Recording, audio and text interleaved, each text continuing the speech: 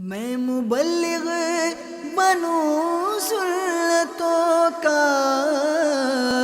خوب چرچا کروں سنتوں کا، ہو کرم بہر خاک مدینہ۔ الحمد للہ رب العالمین، والصلاة والسلام علی سید المرسلین، اما بعد فاعوذ باللہ من الشیطان الرجیم، بسم اللہ الرحمن الرحیم۔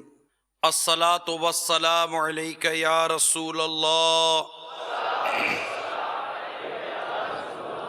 وعلى آلك وأصحابك يا حبيب الله، الصلاة والسلام عليك يا نبي الله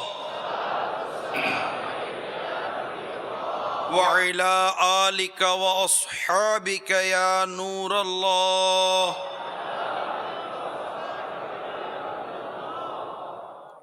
فرمان مصطفیٰ صلی اللہ تعالی علیہ وآلہ وسلم ہے، تم اپنی مجلسوں کو مجھ پر درود پڑھ کر آراستہ کرو، تمہارا درود پڑھنا قیامت کے روز تمہارے لیے نور ہوگا۔ صلو علی الحبیب صلی اللہ تعالی علی محمد۔ مسلمان کی نیت اس کے عمل سے بہتر ہے۔ اچھی نیتیں نہیں کی ہوں تو کر لیجئے کہ اچھی نیتیں جتنی زیادہ ہوں گی ثواب اسی قدر بڑھتا چلا جائے گا۔ اول تاخیر سنت و بھرے بیان میں شریک رہوں گا، درس و بیان کی تعظیم کی نیت سے دو زانوں بیٹھوں گا، موبائل فون کا استعمال نہیں کروں گا، آنے والوں کے لیے جگہ کشادہ کر دوں گا، دھکا وغیرہ لگا تو صبر کروں گا۔ میں بھی نیت کرتا ہوں اعلیٰ کلمت الحق، یعنی اللہ تعالیٰ کا کلمہ بلند کروں گا، نیکی کی دعوت دوں گا، برائی سے منع کروں گا۔ حدیث پاک ہے، بلغوا عنی ولو آیا، پہنچا دو میری طرف سے اگرچہ ایک ہی آیت ہو، اس کی پیروی کروں گا۔ الدین نصیحہ، دین خیر خواہی کا نام ہے، اس حدیث پاک پر عمل کی بھی نیت کرتا ہوں۔ میٹھے میٹھے اسلامی بھائیوں اور مدنی چینل کے ناظرین، الحمدللہ نیا سال ہمیں نصیب ہو چکا۔ رب کریم اس سال اور آئندہ جو ہماری زندگی ہے اس میں سلامتی اور عافیت عطا فرمائے۔ جب ماہ محرم الحرام آتا ہے تو اس میں کافی یادیں ہیں اس ماہ میں، لیکن اس ماہ مبارک میں بالخصوص عاشقان صحابہ اور اہل بیت یہ خصوصیت کے ساتھ ان کا ذکر کرتے ہیں۔ موقع ہوتا ہے ان کا ذکر مبارک مختلف اوقات کار میں ہوتا رہے تو برکت ہی کا سبب بنے گا، لیکن بعض اوقات مواقع ہوتے ہیں تو یہ خاص ایام ہوتے ہیں۔ بالخصوص یہ شروع کا جو عشرہ ہوتا ہے، پہلے جو 10 دنوں کی جو ترکیب ہوتی ہے، اس میں کثرت کے ساتھ ان کے ذکر مبارک کیے جاتے ہیں، اور اس کا ایک مقصد یہ بھی ہوتا ہے کہ ہمارے دلوں میں ان کا مقام، ان کی محبت، ان کی الفت، ان کی تعظیم مزید ہمارے دلوں میں بڑھے، کہ جس قدر ان کی محبت، ان کی تعظیم ہمارے دلوں میں زیادہ ہوگی، اسی قدر ان کی پیروی کا جذبہ بڑھے گا، ان کی اطاعت کا جذبہ بڑھے گا۔ تو مختلف مواقع پر ہمارے پیارے پیارے آقا مکی مدنی مصطفیٰ صلی اللہ تعالی علیہ وآلہ وسلم نے اپنے پیارے پیارے صحابہ کرام علیہم رضوان کے فضائل بیان فرمائے، ان کی اہمیت بیان فرمائی، اور ان کے بارے میں ہماری سوچ کیا ہونی چاہیے، ہمارا انداز کیا ہونا چاہیے، یہ بھی ارشاد فرمایا۔ ساتھ ہی ساتھ اہل بیت ان میں بھی صحابہ اور صحابیات شامل ہیں، مگر خصوصیت کے ساتھ ان کے بھی فضائل بیان ہوئے۔ اسی طرح خود صحابہ کرام علیہم رضوان میں خصوصیت کے ساتھ کئی صحابہ کرام کے فضائل بیان ہوئے۔ ایک تو مطلقاً بات ہے صحابہ کرام کی، اب اس میں بھی اگر ہم جائیں تو ہمارے آقا صلی اللہ تعالی علیہ وآلہ وسلم نے صدیق اکبر کے الگ فضائل بیان کیے، عمر کے، عثمان غنی کے، مولا علی کے، عشرہ مبشرہ، بدری صحابہ رضوان اللہ تعالی علیہم اجمعین، ان کے الگ الگ فضائل بیان ہوئے ہیں۔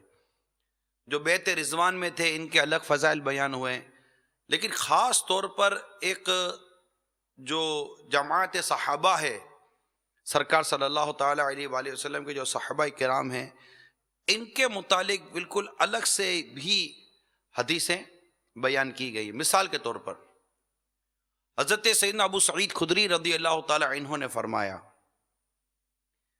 کہ نبی کریم رؤوف رحیم صلی اللہ تعالی علیہ وآلہ وسلم نے ارشاد فرمایا کہ میرے صحابہ کو برا نہ کہو، کیونکہ تم میں سے کوئی احد پہاڑ بھر سونا خیرات کرے تو ان کے ایک کے نہ مد کو پہنچے نہ آدھے کو۔ اس حدیث پاک کی شرح مفتی احمد یار خان نعیمی رحمۃ اللہ تعالی علیہ نے جو بیان کی، اس سے غور کیجئے کہ مقام صحابہ کیا ہے، اور خود نبی رحمت صلی اللہ تعالی علیہ وآلہ وسلم نے ارشاد فرمایا نا، 4 مد، یہ ایک پیمانہ جیسا ہمارا کلو، 2 کلو، 3 کلو، 4 کلو، لیٹر، 2 لیٹر، جو ہمارے عموماً پیمانے ہوتے ہیں، تو یہ ایک اس وقت کا ایک پیمانہ ہے، پیمائش ہے۔ کہتے 4 مد کا 1 صاع ہوتا ہے، اور 1 صاع 4.5 سیر کا ہوتا ہے۔ 1 سیر تو مد 1 سیر آدھ پاؤ ہوا، مد جو پیمانہ ہے وہ کتنا ہوا؟ 1 سیر آدھا پاؤ، یعنی میرے صحابی تقریباً 1.25 سیر جو خیرات کرے، اور ان کے علاوہ کوئی مسلمان، خواہ وہ غوث و قطب ہو یا عام مسلمان ہو، پہاڑ بھر سونا بھی اگر خیرات کرے تو اس کا سونا قرب الہی اور قبولیت میں صحابی کے 1.25 سیر جو کو نہیں پہنچ سکتا۔ اتنا فرق بیان کیا نبی پاک صلی اللہ تعالی علیہ وآلہ وسلم نے، اور یہ بات صرف خیرات کی نہیں ہے۔ مفتی احمد یار خان نعیمی رحمت اللہ تعالی علیہ اس حدیث پاک کی شرح مزید بیان کرتے ہوئے آگے فرماتے ہیں کہ یہی حال روزہ، نماز اور ساری عبادات کا ہے۔ یعنی کتنی خوبصورت بات لکھی مفتی صاحب نے، لکھتے ہیں جب مسجد نبوی شریف کی نماز دوسری جگہ کی نمازوں سے 50,000 گنا زیادہ، تو جنہوں نے حضور صلی اللہ تعالی علیہ وسلم کا قرب و دیدار پایا، ان کے مقام و مرتبے کا کیا کہنا، ان کی عبادت کا کیا کہنا، ان کے قرب الہی اور ذکر کا کیا کہنا، سبحان اللہ۔ تو میٹھے میٹھے اسلامی بھائیوں، جو حدیث میں نے آپ کے سامنے بیان کی، میں مختصر چند حدیثیں بیان کرنے کی نے نیت کی ہے، تاکہ مزید مقام صحابہ اور اہل بیت، یعنی انشاءاللہ تعالی اہل بیت کا بھی ذکر مبارک کرنے کا ذہن ہے کہ ان کے بارے میں بھی الگ سے حدیث، بلکہ حدیثیں موجود ہیں، اور صحابہ کرام علیہم رضوان کے حوالے سے بھی الگ سے حدیثیں موجود ہیں۔ اور یہاں میں دوبارہ عرض کر دوں کہ یہ ان حدیثوں کے علاوہ ہے جو الگ الگ صحابہ کرام علیہم رضوان کے لیے بیان کی گئیں، اور یہ حدیث الگ ہے کہ یہ مجموعی طور پر صحابہ کرام علیہم رضوان کے لیے بیان کی گئی ہیں۔ صلو علی الحبیب صلی اللہ تعالی علی محمد، توبوا الی اللہ، صلو علی الحبیب صلی اللہ، فیضان صحابہ اور اہل بیت، فیضان صحابہ اور اہل بیت،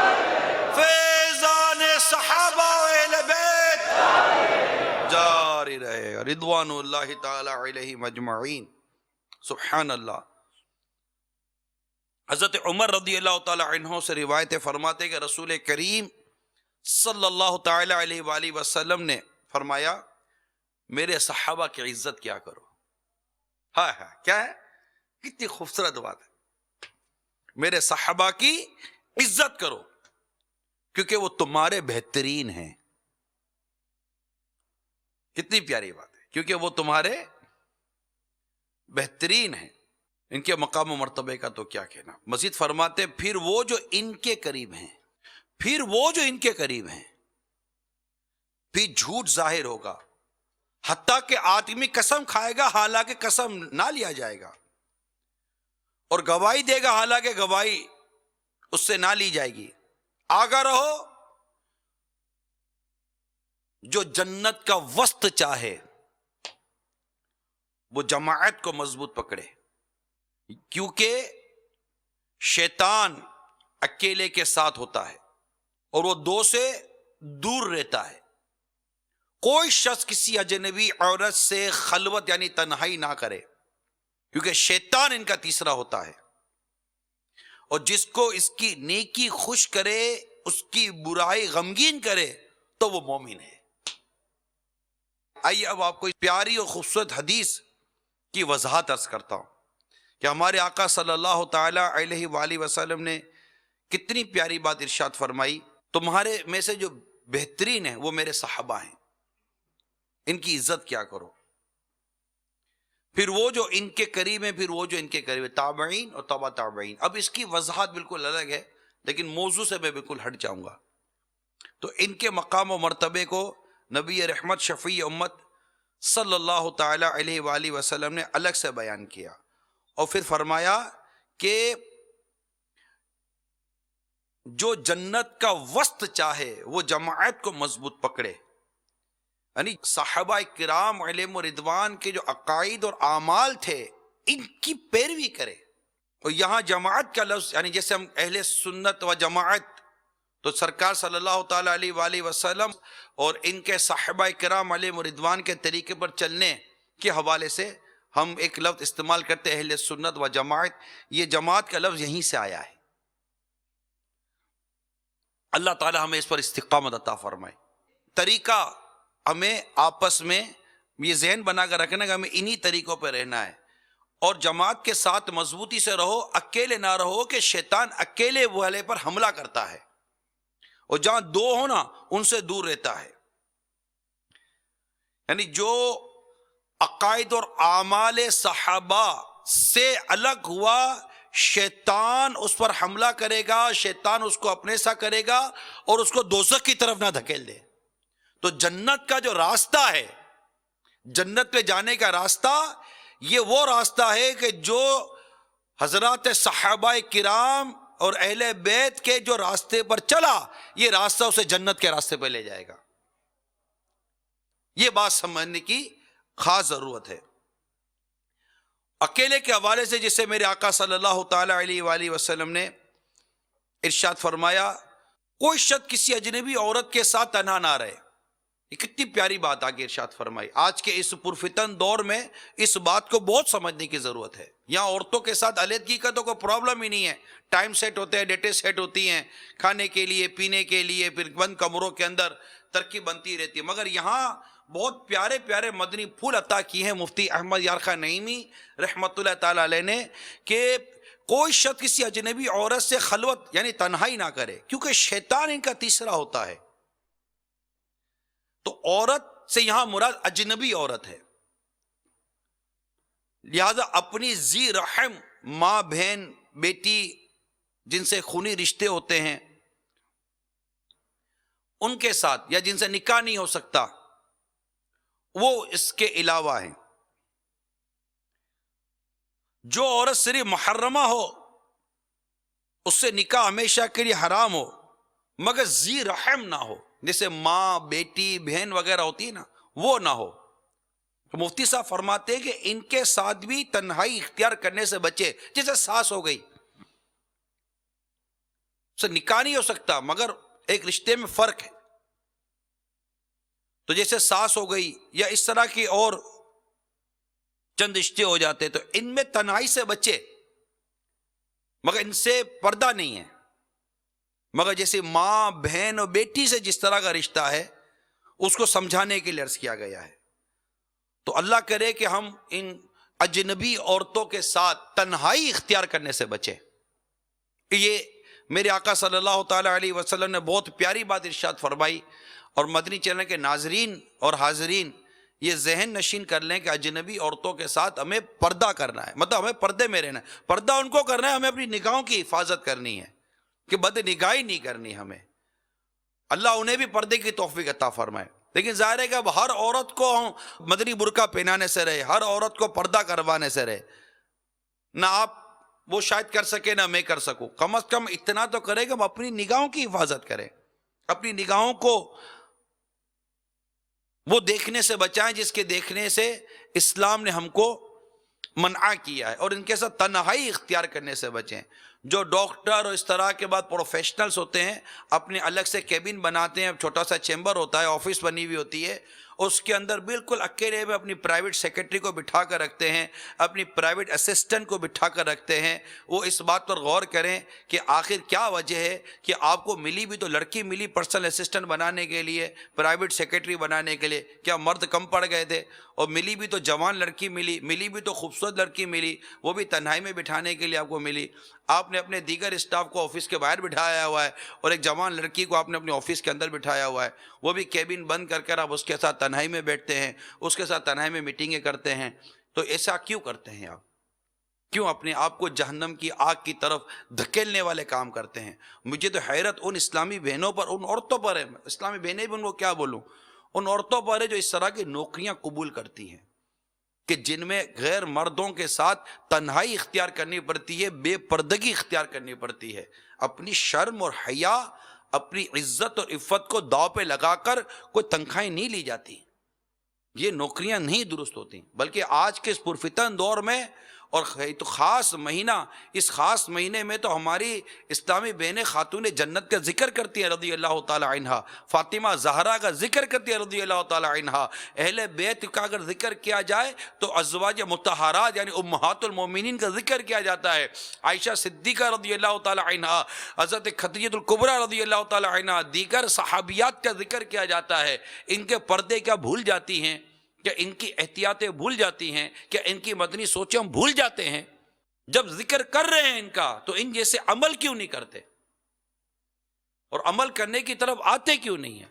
اسی طرح یہ جتنے بھی کام کاج کرنے والے یا عزیز رشتہ دار ہوتے ہیں، کزنس ہوتے ہیں، تنہائی اختیار نہ کریں۔ ایسا نہیں کہ لوگوں کے بیچ میں بیٹھے ہیں تو پھر مطلب کہ ٹکڑ ٹکڑ دیکھنے کی اجازت مل گئی، نہیں، اپنی نگاہوں کی بھی حفاظت کرنی ہے، بلا اجازت شرعی ان کو دیکھنے کی بھی اجازت نہیں ہے۔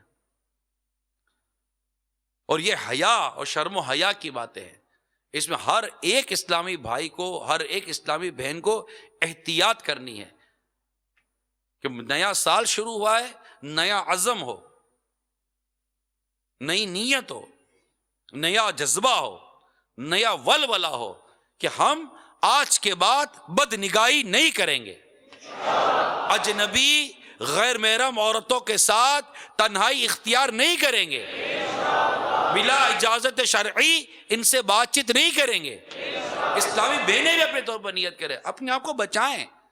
اور کتنی پیاری بات آگے نبی رحمت صلی اللہ تعالی علیہ وآلہ وسلم نے ارشاد فرمائی، اور جس کو اس کی نیکی خوش کرے اور اس کی برائی غمگین کرے تو وہ مومن ہے۔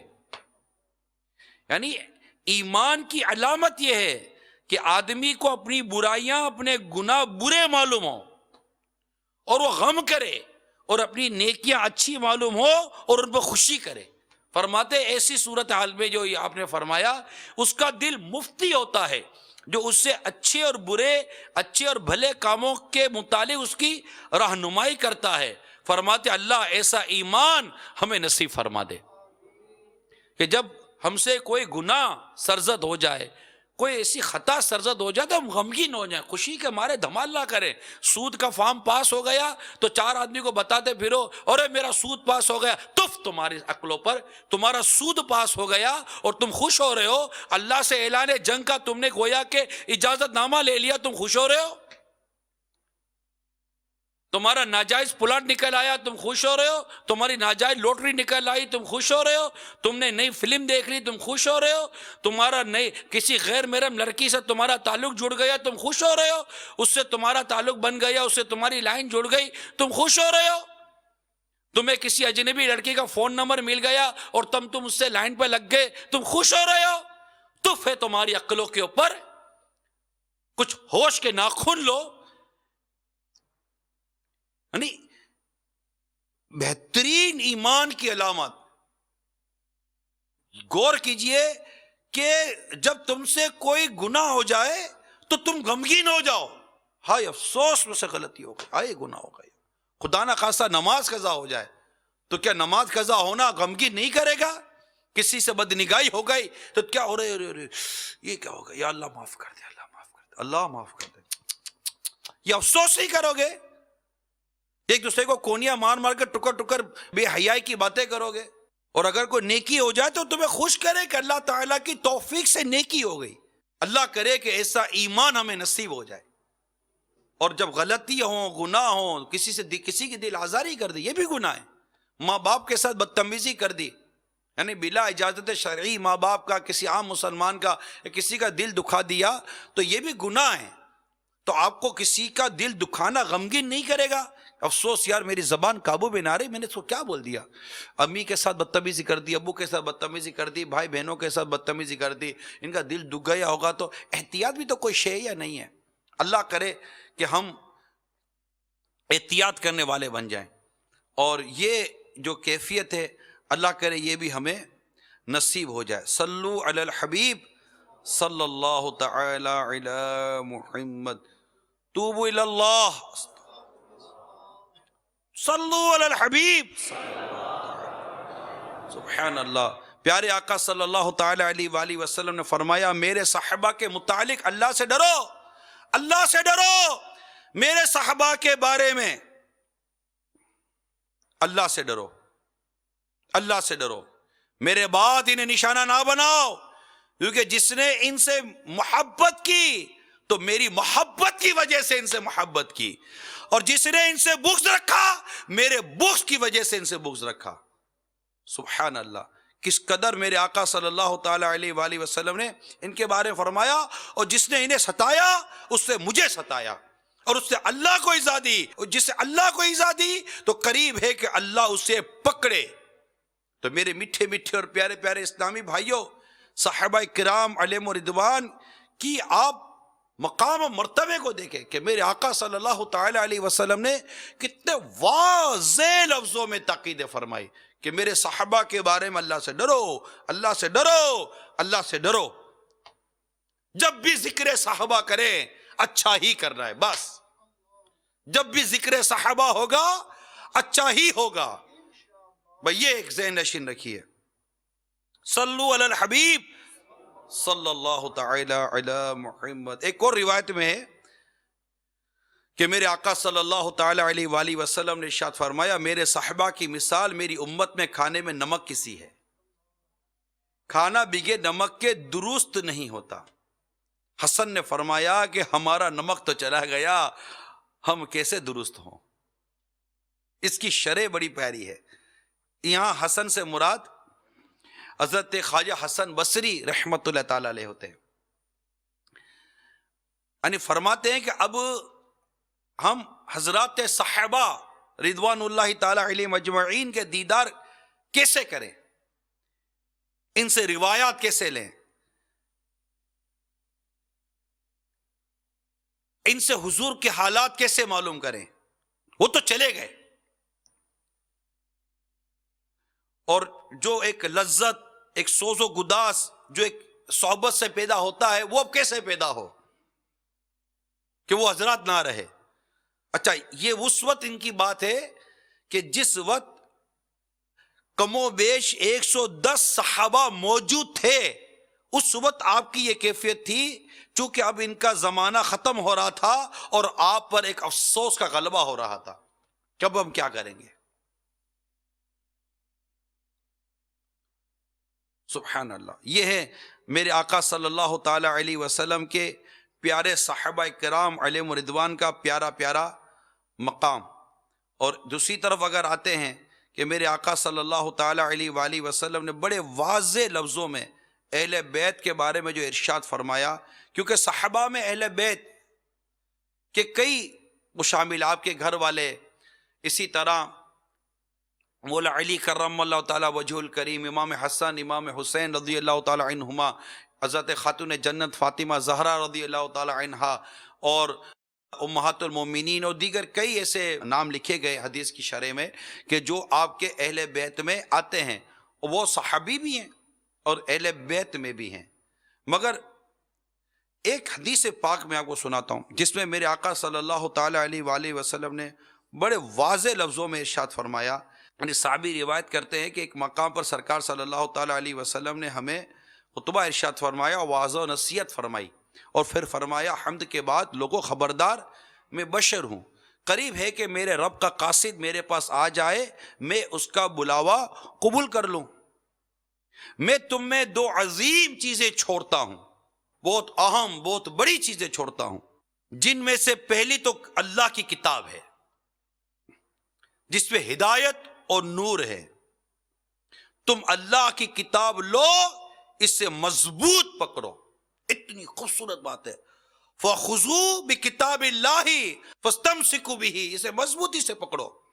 پھر کتاب اللہ پر ابھارا، یعنی ترغیب دلائی، اس کی رغبت دی۔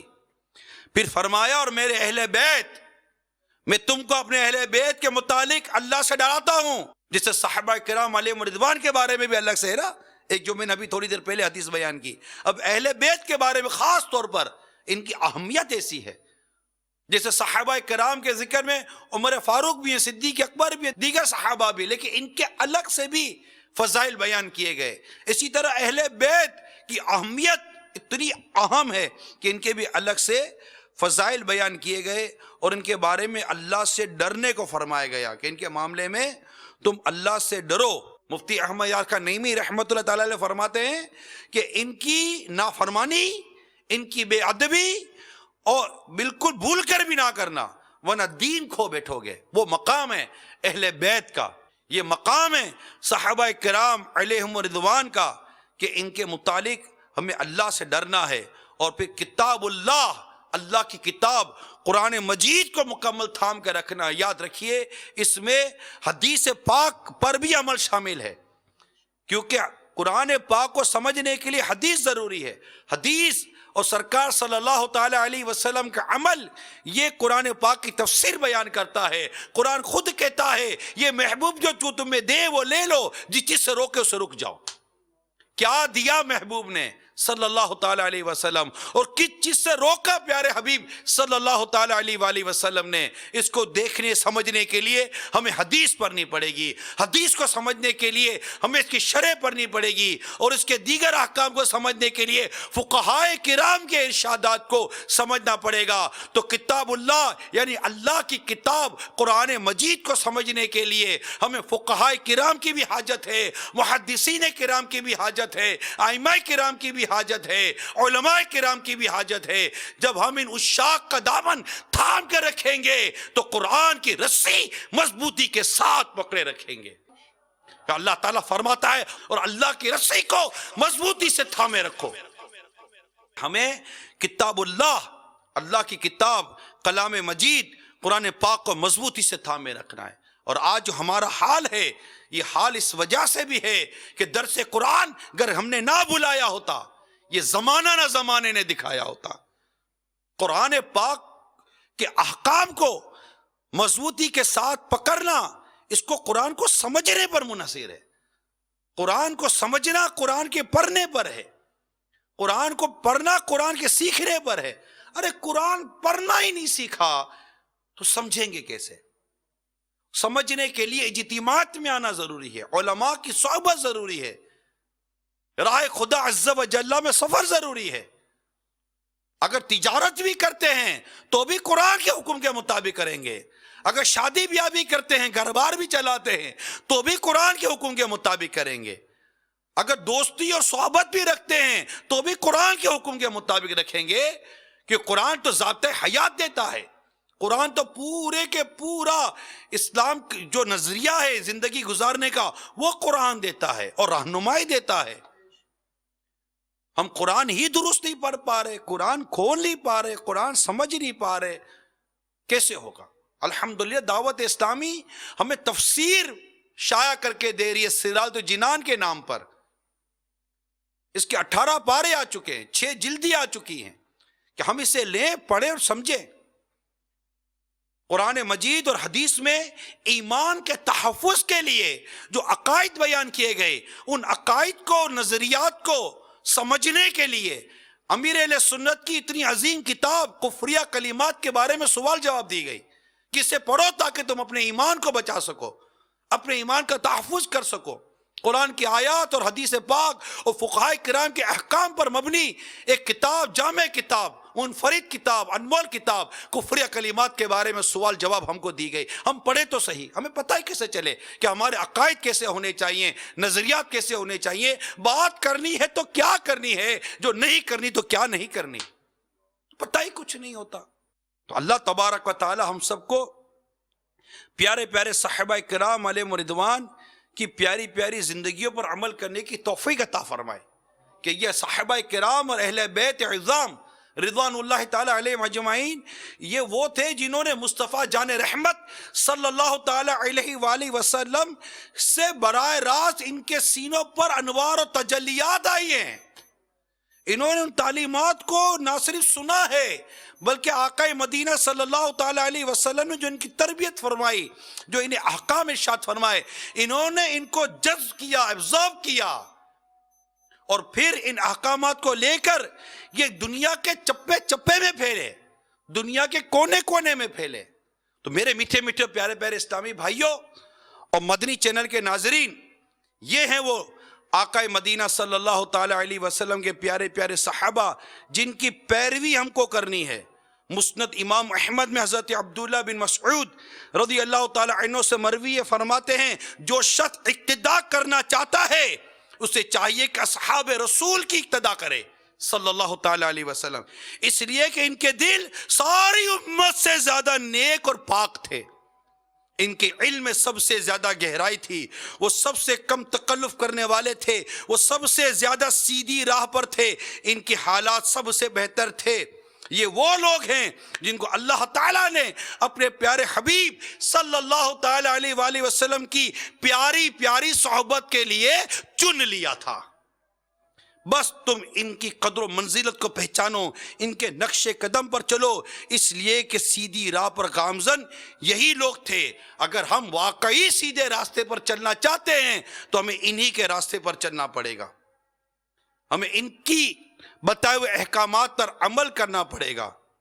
یہ وہ لوگ تھے کہ جن کے بارے میں کہا گیا جب امت کو مل چکی اس حق کی نعمت، ادا کر چکی فرض اپنا رسالت، رہی حق پہ باقی نہ بندوں کی صحبت، نبی نے کیا خلق سے قصد رحلت، تو اسلام کی وارث ایک قوم چھوڑی کہ دنیا میں جس کی مثالیں ہیں تھوڑی. سب اسلام کے حکم بردار بندے، سب اسلامیوں کے مددگار بندے، خدا اور نبی کے وفادار بندے، یتیموں کے رانڈوں کے غم خوار بندے، راہ کفر و باطل سے بیزار بندے، نشے میں حق کے سرشار بندے. جہالت کی رسمیں مٹا دینے والے، کہانت کی بنیاد ڈھا دینے والے، سر احکام دی پر چکا دینے والے، خدا کے لیے گھر لٹا دینے والے، ہر آفت میں سینہ سپر کرنے والے، فقط ایک اللہ سے ڈرنے والے. نہ کھانوں میں تھی وہاں تکلف کی کلفت، نہ پوشش سے مقصود تھی زیب و زینت، امیر اور لشکر کی تھی ایک صورت، فقیر و غنی سب کی تھی ایک حالت. خلیفات امت کے ایسے نگہباں، ہو گلے کا جیسے نگہباں چوباں، سمجھتے تھے ذمی و مسلم کو یکساں، نہ تھا عبد و حر میں تفاوت نمایاں. کنیز اور بانو تھیں آپس میں ایسی، زمانے میں ماں جائی بہنیں ہوں جیسی. راہ حق میں تھی دور اور بھاگ ان کی، فقط حق پہ تھی جس سے تھی لاگ ان کی، بھرکتی نہ تھی خود بخود آگ ان کی، شریعت کے قبضے میں تھی باغ ان کی. جہاں کر دیا نر نرم آ گئے وہ جہاں کر دیا گرم، گرم آ گئے وہ، کفایت جہاں چاہتے وہاں کفایت، سخاوت جہاں چاہتے وہاں سخاوت، جچی اور تلی دشمنی اور محبت، نہ بے وجہ الفت نہ بے وجہ نفرت، جھکا حق سے جو جھک گئے اس سے وہ بھی، رکا حق سے رک گئے اس سے وہ بھی۔ تو میرے میٹھے میٹھے پیارے پیارے اسلامی بھائیوں، صحابہ کرام علیہم رضوان کے کیا کہنے ہیں؟ رب کعبہ کے پرستار و مردان جلیل، پاسمان حرم وارث ایمان خلیل، وہ سر فرش عزت، وہ شر فرش زمین عزت ہوا کے ثبوت، وہ تہ چرخ بری عظمت آدم کی دلیل، راست گفتار و کشادہ دل و بیدار دماغ، مدت العمر جو آفت کے سایوں میں پلے، کبھی پابند سلاسل کبھی شعلوں کے حریف، کبھی انگاروں پہ لوٹے کبھی کانٹوں پہ چلے، کبھی تپتے ہوئے پتھر کی سلیں سینوں پر، کبھی کاندھوں پہ اٹھائے ہوئے وہ بارے گراں، کبھی پشتوں پہ سلاخوں کے سلگتے ہوئے داغ، کبھی کاندھوں پہ اٹھائے ہوئے وہ بارے گراں، کبھی پشتوں پہ سلاخوں کے سلگتے ہوئے داغ، کبھی چہروں پہ تماچوں کے الپناک نشان، کبھی نیزوں کے سزاوار کبھی تیروں کے، کبھی تائنوں کے کچوکے، کبھی فاقوں سے نڈھال، کبھی چکی کی مشقت، کبھی تنہائی کی قید، کبھی اپنوں کی ملامت، کبھی غیروں کا ابال، کبھی بہتان ترازی، کبھی دشنام غلیظ، کبھی تضحیک و تمسخر، کبھی شبہات و شکوک، کبھی روحانی اذیت، کبھی توہین ضمیر، کبھی اینٹوں سے تواضع، کبھی کوڑوں کا سلوک، کبھی محبوس گھروں میں تو بھی کبھی خانہ بدر، چیتھڑے تن کے نگہباں کبھی وہ بھی نہیں، تشنگی کا ہے وہ عالم کے الہی توبہ، تشنگی کا ہے وہ عالم کے الہی توبہ، حلق چاہے تھوڑی سی نمی وہ بھی نہیں، آزمائش کے لپکتے ہوئے ہنگاموں میں وقت نے ان کے نشانات قدم دیکھے ہیں، تختہ دار پر آئے تو اسے چوم لیا، تختہ دار پر آئے تو اسے چوم لیا، ایسے جیدار بھی تاریخ نے کم دیکھے ہیں، کیسی عظیمت کے تھے مالک یہ نفوس قدسی، جو پڑی وقت کے ہاتھوں وہ کڑی جھیل گئے، صرف اسلام کی خاطر، فقط اللہ کے لیے جان سے کھیلنا آتا تھا، انہیں کھیل گئے، ہم تک اسلام جو پہنچا تو صرف ان کے طفیل، یہ غلامان خدا نور رسالت کے امین، سر بسر پہ کرے ایثار محتشم ایمان، حشر تک ان کا سا ہو پیدا کوئی ممکن ہی نہیں۔ میرے میٹھے میٹھے اور پیارے پیارے اسلامی بھائیوں اور مدنی چینل کے ناظرین، الحمدللہ ہمارے صحابہ کرام علیہم رضوان کا جو نبی رحمت صلی اللہ تعالی علیہ وآلہ وسلم سے جو پیارا پیارا تعلق تھا، اللہ اللہ اللہ، ایک انداز ان صحابہ کرام علیہم رضوان کا، تو دین کی خاطر قربانیاں، مال چھوڑا، گھر بار چھوڑا، کاروبار چھوڑا، کیا کچھ ہے جو نہیں چھوڑا، کتنے آقا کے ابرو اشارے پر اپنی جان قربان کر دینے کا جذبہ رکھتے تھے، کہ بس آقا صلی اللہ تعالی علیہ وسلم کی رضا کس میں ہے، اور ایسی قلبی وابستگی تھی کہ جب سرکار مدینہ صلی اللہ تعالی علیہ وآلہ وسلم کو مرض نے آپ کی بارگاہ میں حاضری دی، وصال ظاہری سے کچھ ایام قبل، کچھ عرصہ قبل، تو صحابہ کرام علیہم رضوان زیارت کو ترستے تھے، حجرہ مبارک سے باہر آمد ہو نہیں رہی تھی، تو صحابہ کرام علیہم رضوان نماز پڑھ رہے تھے، نبی پاک صلی اللہ تعالی علیہ وآلہ وسلم نے جب پردہ اٹھا کر دیکھا کہ صحابہ کرام نماز کی حالت میں دیکھا تو نماز کی حالت میں دیکھ کر مسکرائے، تو صحابہ کرام میں مسرت کی لہر دوڑ گئی۔ حضرت انس فرماتے ہم نے حضور صلی اللہ تعالی علیہ وسلم کے چہرے انور سے زیادہ حسین منظر نہیں دیکھا، یعنی کیسی کیفیت ہوگی کہ صحابہ کرام نماز پڑھ رہے ہیں، آقا صلی اللہ تعالی وسلم نے پردہ ہٹا کر جب انہیں دیکھا تو صحابہ کرام کی تو عید ہو گئی، کہ وہ دیدار ہو گیا جس کو دیکھنے کے لیے یہ ترسا کرتے تھے. آئے ہے کیسی شان تھی ہمارے صحابہ کرام علیہم رضوان کی. کچھ ایسے بھی تھے کہ جن کو اپنی آنکھیں محض اس لیے عزیز تھیں کہ ان سے سرکار صلی اللہ تعالی علیہ وسلم کی زیارت ہوتی تھی. ایک صحابی کی آنکھیں جاتی رہیں, لوگ عیادت کو آئے تو کہنے لگے آنکھیں تو مجھے اس لیے عزیز تھیں کہ ان سے ان کی زیارت ہوتی تھی, جو وہی نہ رہے تو اب آنکھوں جانے کا غم کس چیز کا. ان آنکھوں کا ورنہ کوئی مصرف ہی نہیں ہے, سرکار تمہارا رخ زیبا نظر آئے. ہائے ہائے. اور کچھ تو ایسے صحابہ تھے کہ انہوں نے روزمرہ کا معاملہ ایک طرف کر دیا, سب کو چھوڑ چھاڑ کر آقا صلی اللہ تعالی علیہ وسلم کی خدمت کے لیے وقف ہو گئے. بلال حبشی رضی اللہ تعالی عنہ کو دیکھ لیجئے, انہیں کیسی سعادت نصیب ہوئی. آپ کو گویا کہ آقا صلی اللہ تعالی علیہ وسلم کے گھر کے کام کاج کے لیے وقف کر دیا, کہ سارے گھر کے کام کاج, تقریباً گھر کے کام کاج وہی کر دیا کرتے تھے, اور دنیا کی ساری جھنجھٹوں سے جان چھڑا کر ان کے قدموں میں آ گئے جہاں سے سب کچھ نصیب ہو رہا ہوتا ہے. حضرت عبداللہ ابن مسعود رضی اللہ تعالی عنہ کی کیفیت ایسی تھی کہ آپ سفر کے لیے کہیں بھی تشریف لے جاتے سرکار صلی اللہ تعالی علیہ وسلم تو وہ ساتھی ہوتے تھے. آپ کی نالین پاک, بچھونا, سفر کے دیگر سامان, اتارنا چڑھانا, مسواک, پانی, وضو کا پانی وغیرہ, یہ سب انہوں نے اپنے ترکیب میں لیا ہوا تھا. اور صحابہ کرام علیہم رضوان انہیں میر ساما کہا کرتے تھے. سرکار صلی اللہ تعالی علیہ وسلم کے میر ساما تھے حضرت عبداللہ بن مسعود رضی اللہ تعالی عنہ. یہ بھی ان کا ایک اپنا انداز ہوتا تھا. اسی طرح حضرت ربیعہ اسلمی رضی اللہ تعالی عنہ سارا دن آپ ہی کی خدمت میں لگے رہتے. جب میرے آقا صلی اللہ تعالی علیہ وسلم عشاء کی نماز سے فارغ ہو کر کاشانہ نبوت پر تشریف لے جاتے تو آپ باہر دروازے پر بیٹھے رہتے کہ شاید آپ کو کوئی کام پڑ جائے اور میرے بھاگ جاگ جائیں. میرے آقا صلی اللہ تعالی علیہ وسلم کی خدمت میں ہی رہتے. ایک روز نبی رحمت صلی اللہ تعالی علیہ وسلم نے اپنے غلام کو شادی کے بارے میں ارشاد فرمایا تو عرض کی آقا اگر میں نے شادی کر لی تو مجھ سے یہ آپ کا در چھوٹ جائے گا. خیر سرکار صلی اللہ تعالی علیہ وسلم نے انہیں شادی پر آمادہ کر لیا. اسی طرح حضرت عقبہ بن عامر رضی اللہ تعالی عنہ یہ بھی آپ کے مستقل خدمت گزار میں شامل تھے, اور آپ صلی اللہ تعالی علیہ وسلم سفر پر تشریف لے جاتے تو پیدل آپ کے ساتھ ساتھ چلتے اور آپ کی اونٹنی ہانکا کرتے تھے. حضرت انس بن مالک رضی اللہ تعالی عنہ کو ان کی والدہ ماجدہ نے نبی پاک صلی اللہ تعالی علیہ وسلم خدمت کے لیے بچپن ہی میں وقف کر دیا تھا.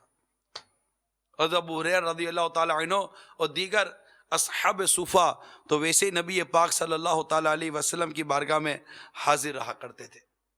تو ایسے اتنے واقعات ہیں ہمارے صحابہ کرام علیہم رضوان کے, اور ان کا وہ مقام و مرتبہ ہے کہ کیا بات کی جائے.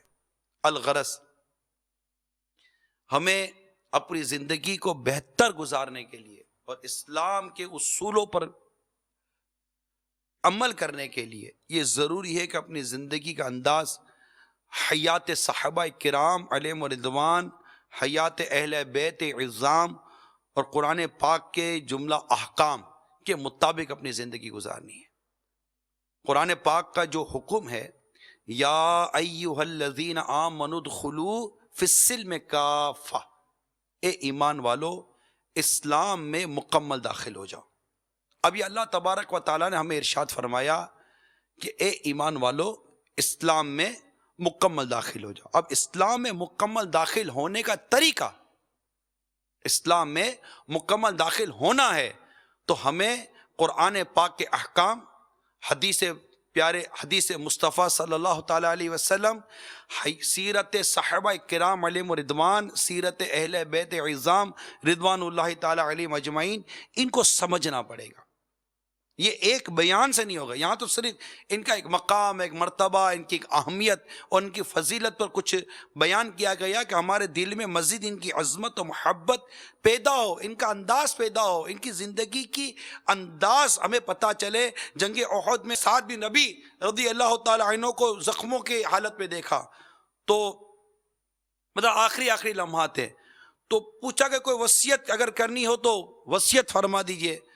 تو کہا کہ اللہ کے رسول صلی اللہ تعالی علیہ وسلم کو میرا سلام کہہ دینا, میری قوم سے کہہ دینا کہ راہ خدا میں اپنی جان نثار کرتے رہے. یہ تھے صحابہ کرام علیہ رضوان. ایک صحابی کو کفار نے پکڑ لی. دیکھیں انداز صحابہ, الفت رسول کا انداز, تعلق مصطفیٰ کیسا تھا کہ ایک صحابی رسول کو دشمنوں نے پکڑ لیا, ان کو پھانسی دی جا رہی تھی, ان کو مطلب ان کے لیے قتل کا حکم تھا, مطلب ان کی گردن اڑا دی جائے. ایک نے کہا کہ کیا تم اس بات کو پسند کرتے ہو کہ ہم تمہیں چھوڑ دیں, ہم تمہیں چھوڑ دیں اور تمہاری جگہ میں تمہیں چھوڑ دیں, تم جا کر اپنے گھر والوں کے ساتھ خوشی خوشی رہو اور تمہاری جگہ تمہارے آقا صلی اللہ تعالی علیہ وسلم کو لے آیا جائے. کیا خوب جواب دیا. یہ تو بڑی دور کی بات ہے, میں حدیث پاک کا پورا مضمون عرض کر رہا ہوں. یہ تو بڑی دور کی بات ہے کہ میں چلا جاؤں اور میرے آقا یہاں آ جائیں, بڑی دور کی بات ہے.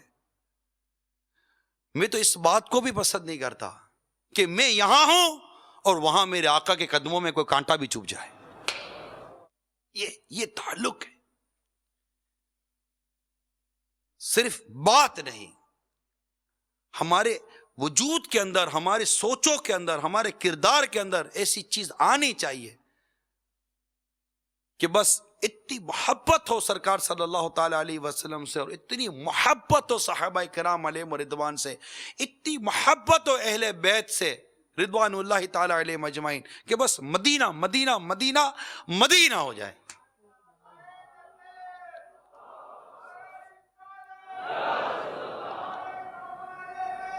جاری رہے. اب یہی محبت اہل بیت کی ہمیں کربلا والوں سے محبت یاد دلاتی ہے کہ کربلا کے میدان میں نواسہ رسول حضرت امام حسین رضی اللہ تعالی عنہ نے اپنے رفقا کے ساتھ, اپنے ساتھیوں کے ساتھ اسلام اور دین کے لیے جان دی نا, حق پر ڈٹے رہے نا, سچ پر قائم رہے. اور فاروق اعظم رضی اللہ تعالیٰ عنہ, آپ کی خواہش یہ ہے کہ اسلام کائنات کے چپے چپے میں پہنچ جائے.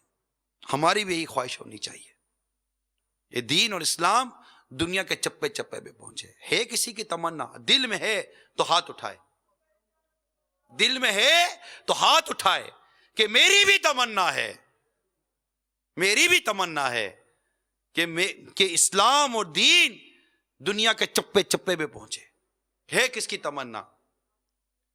کربلا والوں نے جان دی اللہ کی راہ میں. ایک کاش ایک کاش ایک کاش ایک کاش یہ جان اسلام و دین کے نام پر قربان ہو جائے, ایسا جذبہ نصیب ہو.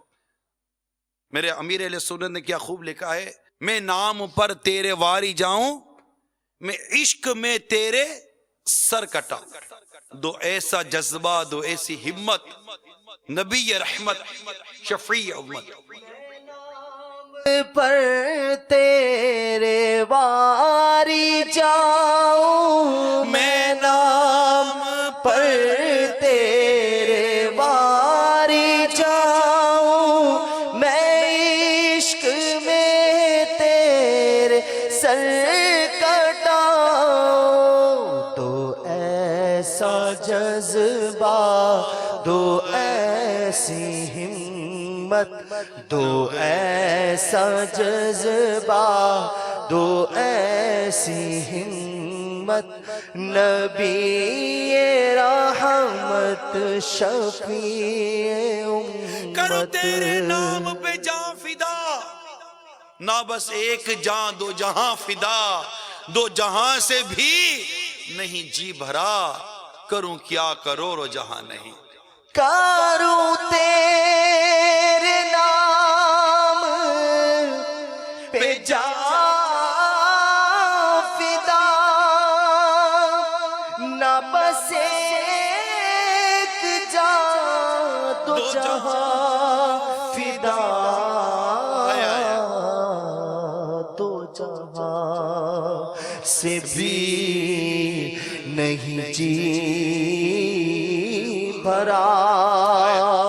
کروں کیا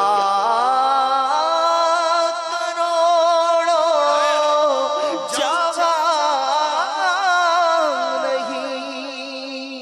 یہ میرے آقا اعلیٰ حضرت امام اہل سنت کا شعر ہے. اور ان کے شہزادے کیا لکھتے ہیں؟ یہ ایک جان کیا ہے اگر ہوں کروڑوں. یہ ایک جان کیا ہے اگر ہو کروڑوں. یہ ایک جان کیا ہے اگر ہو کروڑوں. تیرے نام پر سب کو وارا کروں میں. تیرے نام پر سب کو وارا کروں میں. صدیق اکبر رضی اللہ تعالیٰ عنہ تو غار میں جان دے ہی چکے تھے تو آقا نے لوٹا دی. سعد بن ابی وقاص تو آگے آ ہی گئے تھے. دیگر صحابہ کرام علیہم رضوان بعد غزوات میں آگے آ ہی گئے تھے کہ ہم ہیں تو کون سا تیر کون سی تکلیف میرے آقا تک پہنچ سکتی ہے. گویا کہ یہ جذبات تھے ان کے رضوان اللہ تعالی علیہم اجمعین. تو عشق رسول صحابہ کرام علیہم رضوان سکھاتے ہیں. اسلام کے نام پر گھر بار قربان کرنا یہ صحابہ کرام علیہم رضوان سکھاتے ہیں. اسلام اور دین کے نام پر قربانی دینا یہ صحابہ کرام علیہم رضوان سکھاتے ہیں. ایک کاش محرم الحرام کہ اس مبارک مہینے میں ایک کاش ہمیں یہ جذبہ نصیب ہو جائے کہ ہم بھی اگر یہ جذبہ رکھتے ہیں کہ اسلام اور دین اور سنتوں کا پیغام کائنات کے چپے چپے میں پہنچے تو کیا چاہنے سے پہنچے گا. ارے گھر بیٹھے چاہے تو 1 روپیہ چل کر نہیں آتا تو کیا چاہنے سے یہ ہو جائے گا؟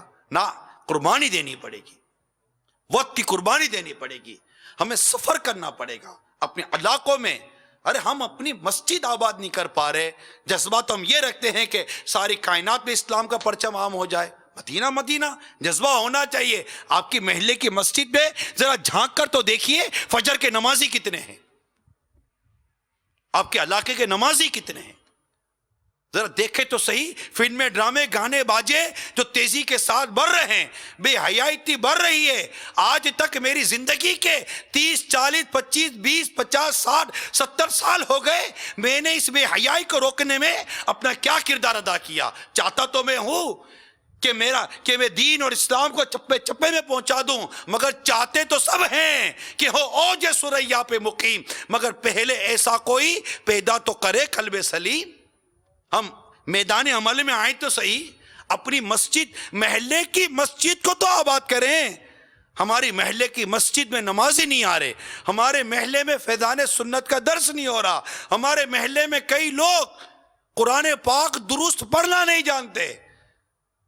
بے عملی کا سیلاب، بے عملی کا طوفان خود آپ کے محلے اور گھر نہیں، آپ اور ہم میں سے ایک تعداد ہے جس کے گھر کے اندر آیا ہے، گھر کے اندر ہے. بے حیائی اور بے عملی کا طوفان، بے حیائی بے عملی کا سیلاب.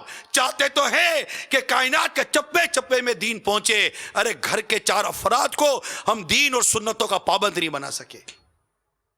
اس کے لیے علم سیکھنا پڑے گا. علم دین آپ کو اور ہم سب کو قربانی دینی پڑے گی. ہمیں مدنی ماحول اختیار کرنا پڑے گا، مدنی کورس کرنا پڑے گا، مدنی تربیتی کورس کرنا پڑے گا. ارے اسکول، کالج، یونیورسٹی میں 15 20 25 سال پڑھ کر بھی کیا سیکھے؟ مگر دین کو کتنا سیکھا، اسلام کو کتنا سیکھا، نیکی کی دعوت کو کتنا سیکھا. وہ جذبہ آنا اپنی جگہ پر ہے، کیفیت کا ہونا اپنی جگہ پر ہے، لیکن قربانی دینی پڑے گی. اللہ تبارک و تعالیٰ کی رضا کے لیے علم سیکھیں، عمل سیکھیں، نیکی کی دعوت دینے کا جذبہ سیکھیں، اور خوب اپنی تربیت لیں، اپنے آپ کو تیار کریں، اور پھر اپنے محلے میں، اپنے علاقوں میں، اپنے شہروں میں، اپنے ملکوں میں جا کر سنتوں کی خدمت کے لیے خود کو پیش کریں، اور وہاں جا کر روزانہ کچھ نہ کچھ وقت دعوت اسلامی کے مدنی کاموں کو دیں. پھر دیکھیے انشاءاللہ عز و جل کس قدر مدینہ انداز میں ہمارا یہ نیکی کی دعوت کا پیغام عام ہوتا چلا جاتا ہے. بس ہم روزانہ کی کچھ نہ کچھ نیت کریں کہ میں جب تک دعوت اسلامی کا مدنی کام نہیں کر لوں گا، مدنی انعامات پر عمل کرتے ہوئے فکر مدینہ نہیں کر لوں گا، میں انشاءاللہ سوؤں گا نہیں. یہ نیت کر لیں، فکر مدینہ کر کے اور دعوت اسلامی کا مدنی کام کم از کم 2 گھنٹے کی نیت کر لیں کہ جب تک یہ نہیں کرتا میں انشاءاللہ سوؤں گا نہیں. حتی الامکان پوری کوشش کروں گا میں کہ میں یہ عمل کر سکوں. ہے کوئی نیت کرنے والا؟ کوئی نیت کرنے والا ہے کوئی نیت کرنے والا؟ پکا دل میں نیت ہو تو ہاتھ اٹھانا. جھوٹ کے خلاف جنگ، جھوٹا ہاتھ بھی نہیں اٹھائیں گے. کون کون جو نیت کرتا ہے کہ میں انشاءاللہ کم از کم 2 گھنٹے دعوت اسلامی کے مدنی کاموں کو دوں گا اور فکر مدینہ نہ ہو جائے اس سے پہلے میں سوؤں گا نہیں. میں بھی نیت کرتا ہوں، آپ بھی نیت کریں. اللہ تعالی ہم سب کو عمل کرنے کی توفیق عطا فرمائے. فیضان مدنی مذاکرہ صلو علی الحبیب. میٹھے میٹھے اسلامی بھائیوں اور مدنی چینل کے ناظرین، الحمدللہ عز وجل دعوت اسلامی کا سنت و برا عظیم الشان پیغام دنیا کے کئی ممالک میں پہنچتا ہی چلا جا رہا ہے. اس کی ایک اہم ترین اور بنیادی وجہ دعوت اسلامی کے مدنی قافلے ہیں کہ الحمدللہ عاشقان رسول وقتاً فوقتاً مدنی قافلوں کے مسافر بنتے ہیں. بعض ایسے خوش نصیب ہیں جو وقف مدینہ ہو گئے، ساری زندگی دعوت اسلامی کے مدنی کاموں کے لیے گویا وقف کر دی. بعضوں نے 12 ماہ دے دیے، بعضوں نے 6 ماہ دے دیے، کسی نے 3 ماہ دے دیے، کسی نے 1 ماہ دے دیا، کوئی 12 دنوں کے لیے تو کوئی 3 دن کے لیے مدنی قافلوں میں سفر اختیار کرتے ہیں. اور اس سے الحمدللہ مدنی کاموں میں بہتری بھی آتی ہے اور مساجد میں مدنی کام کی ترقی بھی بنتی ہے، بے نمازی بنتے ہیں، بہت فوائد حاصل ہوتے ہیں. خود ہمارے اپنے کردار کو بہت فرق پڑتا ہے، علم و عمل کا پیکر بنتا ہے مدنی قافلوں میں سفر کرنے والا، اگر صحیح معنوں میں سفر کرے تو. اسی طرح ماہ محرم الحرام میں بھی مدنی قافلوں کی خوب دھوم دھام مچانے کی کوشش کی جاتی ہے. اس کے لیے الحمدللہ ملک بھر سے 12 ماہ کے لیے اسلامی بھائی عالمی مدنی مرکز فیضان مدینہ میں آ رہے ہیں. اسی طرح بیرون ملک سے اسلامی بھائی کچھ آ بھی گئے ہیں اور امید مزید بھی آئیں گے. برائے کرم کربلا والوں کے ایصال ثواب کے لیے کہ انہوں نے اتنی بڑی قربانی دی، آپ بھی مدنی قافلوں میں وقت کی قربانی دیں اور مدنی قافلوں میں سفر کریں. اللہ تعالی عمل کرنے کی توفیق عطا فرمائے. آمین بجاہ نبی الامین.